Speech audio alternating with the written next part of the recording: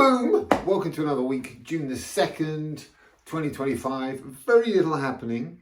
First 3 days, Monday, Tuesday, Wednesday. Ethereal realm up there. Had enough. Early summer break. Barbecue. I don't know what they're up to up there. But they're like not playing. Given complete control to the moon. In that case, are we looking at a beautiful, happy moon? No! Virgo moon. That gnarly, angry, rather belligerent moon is in play Monday and Tuesday, particularly Monday. I advise one and all, stay calm. So if you get out of bed and just stand up and sort of like fly into the beam above your head and you're angered on a grand scale, stop, double vodka, start again. It's that kind of thing. And then you get on the train and somebody just nudges you, or just bam. Stay calm. Don't allow other people, the universe, and agitation per se to get the better of you today, Monday the 2nd of June. Man, oh man, will you lose it? Will you lose the day? You'll lose the plot. You'll lose your mind. You'll lose your emotional stability. This Virgo moon is waiting to send this day for you sideways. Wake up. So yoga, Zen, breathing. Expect a degree of, antagonism to come your way today. Be prepared for it, and when it arrives, deal with it in a seamless, calm, merriment-like fashion. Don't succumb to the Virgo gnarliness on Monday the 2nd of June. Little heads up for you. Tuesday, 3rd of June. Hope you survived the 2nd. Tuesday, 3rd of June. This little Virgo moon is still in play, but it's less. It's more potent, but it's less aggravated because it's got Chiron, the wisest man that ever lived, on the side. It's sort of in conjunct Chiron today, the moon. So really you can actually utilize, instead of being fearful of the Virgo energy, you can utilize this Virgo moon's energy because Chiron is wise, it is intelligent, it is creative, it is enlightened. So today, stay calm, same as yesterday, don't lose it. Don't succumb to other people's antagonistic approach to life. Just stay calm. And if you want to do something that requires a great deal of sort of discipline and something precise and very specific and ordered and structured, not ordered and structured, that's Saturn, but something that requires ornate precision, things like this, or intellectualism, or the written word in a sort of like heightened level. Utilize the wisdom, the knowledge, and the brilliance of Chiron, and the sort of preciseness, if you like, of Virgo. That combination of energies is what's at your disposal today, the 3rd of June. What you mustn't do is succumb to gnarliness, aggression, and antagonism. If you do that, your day is done. The very first time you respond to antagonistic energy from afar or up close or in your arena, and you just move in and go, the fuck did you say? Your day is done. Just letting you know. Wednesday the 4th. The moon has finally moved into Libra. The guys up there, ethereal realm, still partying. Doing something wildly exciting up there in the ethereal realm. Don't know what. Take my glasses off. Say hi. Hello. So the big players and the little players have left all the control again to the moon. Actually, Pluto's come into play today because the moon is in conjunct Pluto. So it's a Libra moon, so it's less gnarly, a little bit gladiatorial, but it's a humanitarian moon, the Libra moon. So its nature is far more positive than that of Virgo. And it is in conjunct Quinnicunx, the planet that is Pluto. Pluto, ever since November 19, 2024, is now a wonderfully positive energy. It's a constructive, positive, collective mind-infused Pluto that was not the case prior to November 2024. So the in conjunct moon or quincunx moon with Pluto, is enabling all you, myself, and everyone else to deconstruct or reconstruct an area of our lives today. Mental, spiritual, emotional, or physical, whatever it is. If you want to reset something, just rebuild it, reconstruct something, or a scenario or an area of your life. It's like, that's not working. I need to recalibrate something. I need to just reconfigure. Pluto is at your disposal all day long. And the Libra moon is a kind of, you know, it's an easy enough energy, and it's sort of, it's a positive little fusion. So for sure you can reset a little area of your life courtesy of the potent, powerful, but positive Pluto.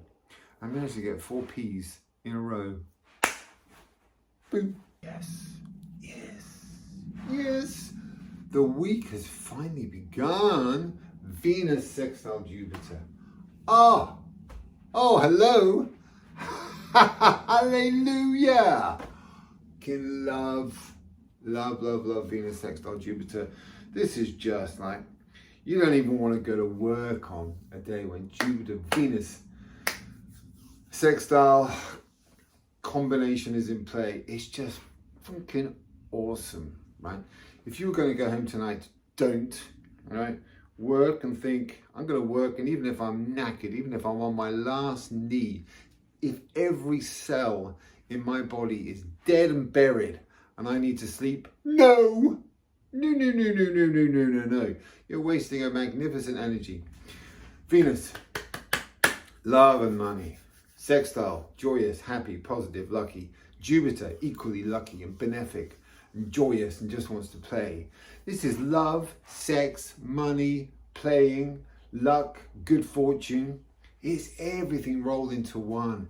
It's just like magical, freaking magical. So you can, if you have any financial issues you need to tend to this week, and particularly today, absolutely sign everything off, sign it off. We've always got our own particular transits to consider.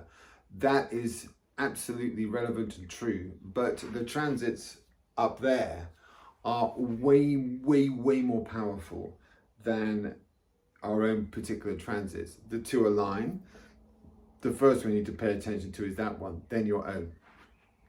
So if you're familiar with your own transits and you have terrible transits today for you personally, yes, maybe demur the financial transactions to another day, but fundamentally the universe up there and all its magnificent power, perspective for you. Uranus, this is just one of the great planets up there. You can fit 63 Earths, 63 inside Uranus. That's perspective right there. Earth. And then you put 63 of those Earths inside Uranus. Power, no power. Want to make a note of. And so, when we are talking about the energy from above, it is energy worth harnessing. So Thursday, the 5th of June, is to be enjoyed on a grand scale. From the moment you wake, if you wake up miserable and pissed off, get back in the sack or get in a cold shower or have an ice bath or do something, because that mindset is a wasted mindset on a day like today. Bounce out of that freaking bed. Bounce. Hurl yourself out the front door. Scoot down the high street. Even get on the train, which is packed and you can't even sit down, and just think, don't care. Beautiful day. Must be utilized at work, at home. The other thing is love is in the air. Love and luck is so in play. You must, if you're single, man, get out tonight. If you are single tonight with a Venus sextile Jupiter and you want to find your soulmate, here is the day.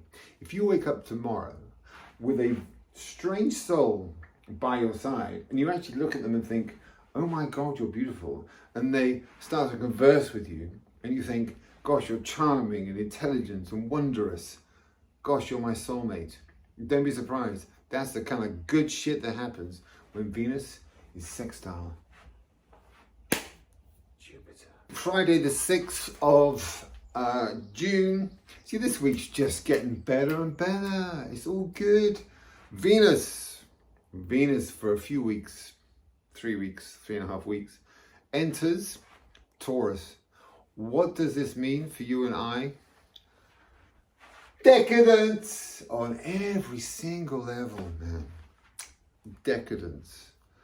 Love, lust, food, joy, alcohol, just absolute, undiluted, guilt-free indulgence, decadence, and joy for 3.5 weeks.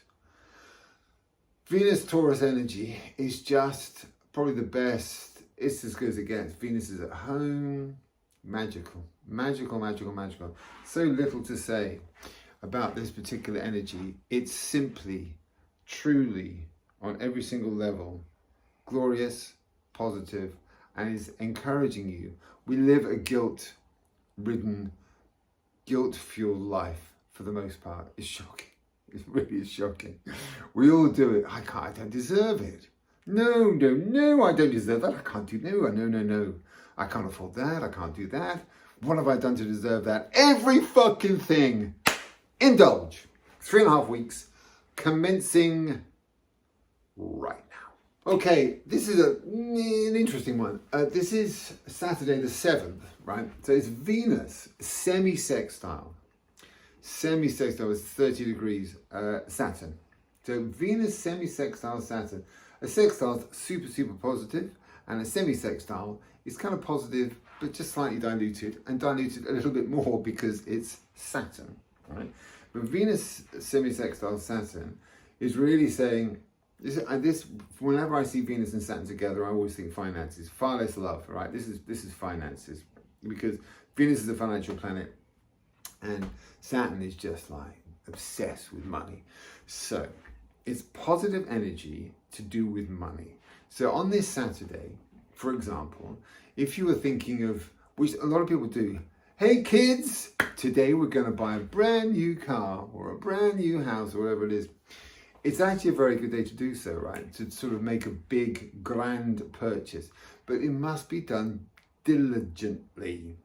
Do due diligence. Saturn requires common sense, practicality, and just organized,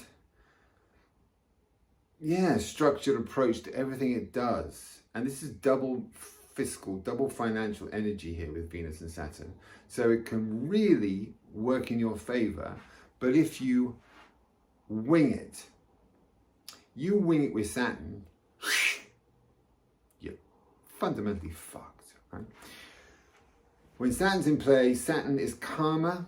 Karma fundamentally wants to assist, but it doesn't. It abhors like recklessness and cruelty and immorality and just, ill discipline. Be sensible, be structured, be grounded, do your research, do due diligence. And the great Saturn, Cronus, and Karma, same thing, all three, same thing. And it just requires you to be sensible, particularly when you're messing with the family finances, okay? But it's positive, but do not wing it. Oh my gosh. What about that? We did it. Yes, we made it. Oh my Lord. Well done, one and all. Sunday, the 8th of June. Now, it's just my mother's birthday tomorrow. I'm reminded. Right. Don't forget. Now, I can't tell you her age. She will kill me. Now, Mercury conjunct Jupiter. So it's a great day. This week is just kind of like slow start, and it's kind of gone up from there. Mercury conjunct Jupiter is lucky energy, and with all things networking. So all things networking today, great. It's two ends of the spectrum, really. If you wanted to commence a great novel, Mercury conjunct the very lucky Jupiter, brilliant. The day to commence it. Or to complete a literary task, or, just put a denouement to this great opus that you've just completed, whatever it might be. So all things literature, all things creative, all things travel, all good today, all positive. So if you've got a big family day out and you are full of trepidation thinking, oh my God, this day has to go to plan, please.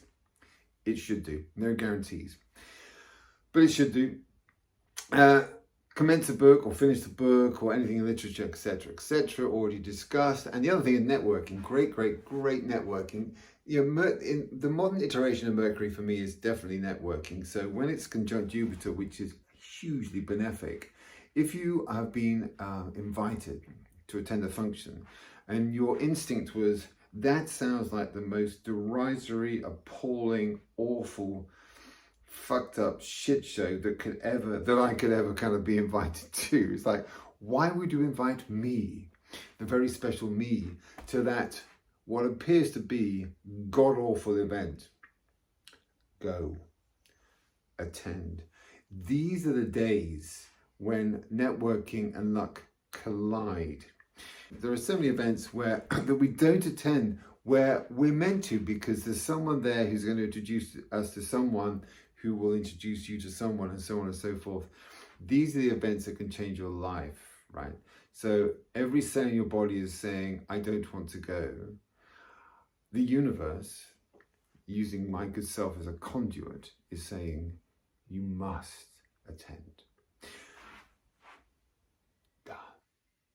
So, as always, dearest friends, thank you. And as always, please continue to subscribe and follow, as always, because I do what I do because I know that you are out there looking forward, for the most part, to the information that I impart. So may this relationship continue apace, and until next week, mercy.